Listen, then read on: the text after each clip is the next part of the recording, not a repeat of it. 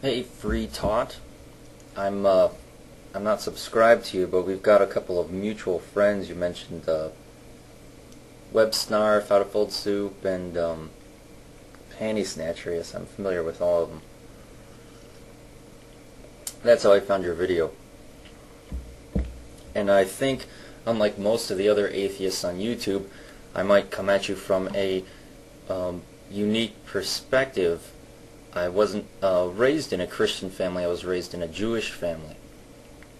And for social pressures, which I think you can understand since World War II, there's a lot of pressure to keep the group together for fear of for fear of going extinct.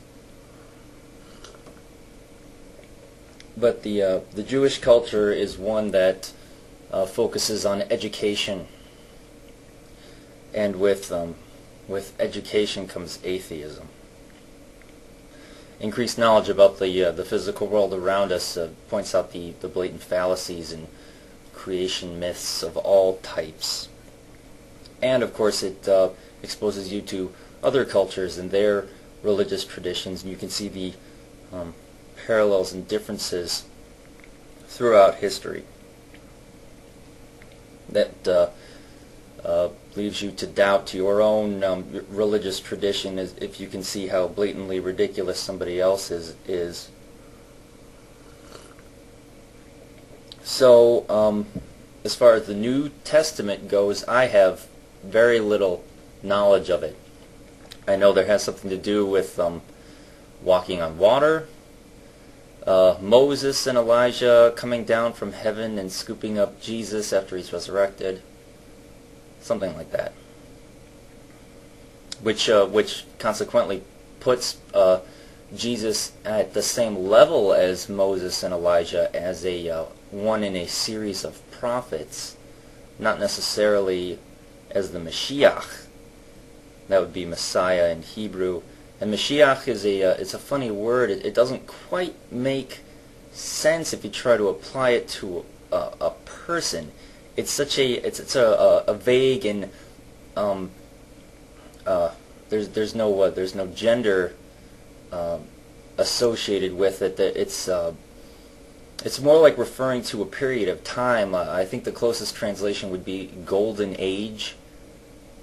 Trying to attribute a term like golden age to a person doesn't make much sense, which is, I think, why there's still Jews in the world.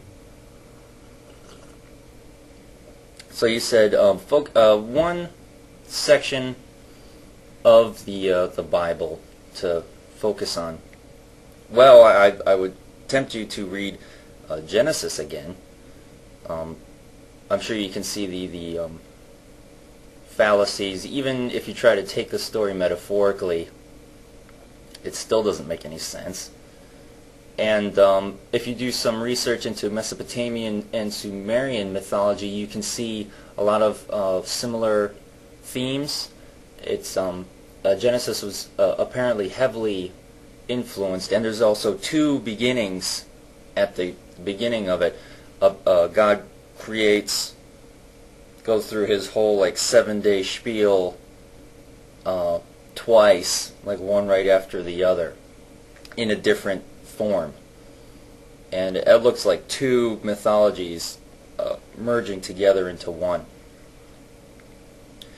So besides Genesis just being wrong, there's another section. I mean, coming from a Jewish family, of course, we only concern ourselves with the Old Testament, the Torah, the 5 books of Moses, and one of the 5 is Exodus. And there's one passage in particular which always got my attention when I was young. Moses and Charlton Heston, let my people go in Exodus. One of the things that he does when he's talking to the Pharaoh, let's see, how does this start? Going from memory. Okay. Basically, Moses and the Pharaoh are having a pissing contest about gods. You know, I'm sure you're fairly familiar with the Egyptian religion. They have a really complicated polytheistic theology.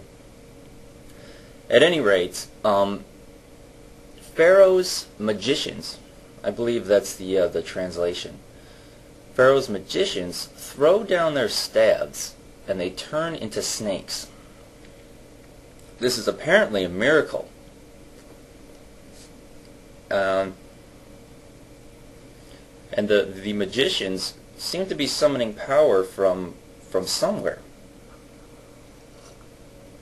And of course, having the jobs of magicians, they apparently do this kind of thing all the time. And nobody seems particularly shocked about it, especially Moses.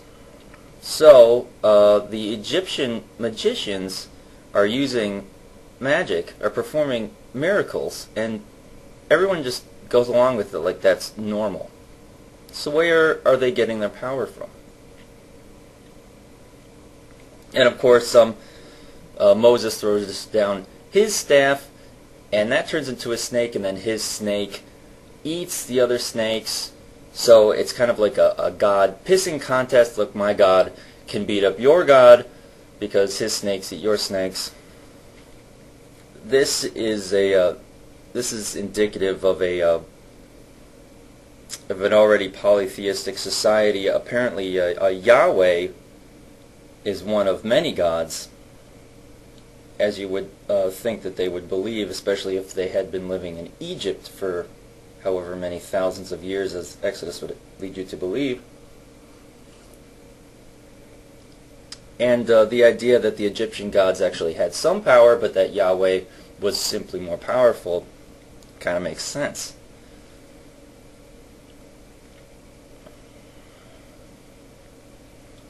So where am I going with this? Oh yeah.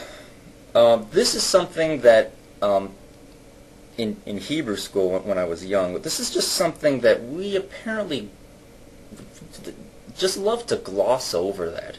Oh yeah. Moses' snake was more powerful and he ate the other snakes. Well, how come the Egyptian magicians were able to make the snakes in the first place? And you hear rationalizations like they're using evil magic, like from the devil, but the devil doesn't actually exist in the Old Testament, and or God did it just to prove a point. But then you've got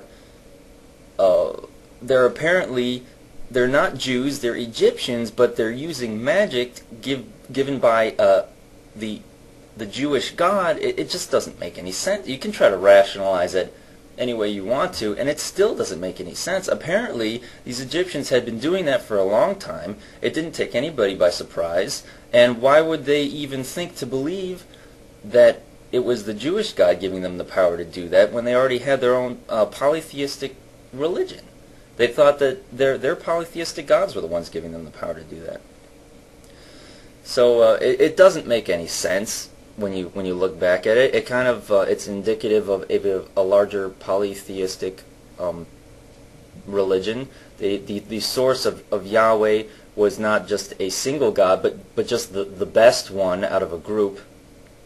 And then of course you've got the whole conflict with polytheism versus monotheism, then the true origins of the Hebrew people. And you can see this evolution. I mean, it's in the Old Testament itself. You can see this evolution from a Mesopotamian and Sumerian tradition to what's now the Jewish tradition, and it's a continuity as it goes along.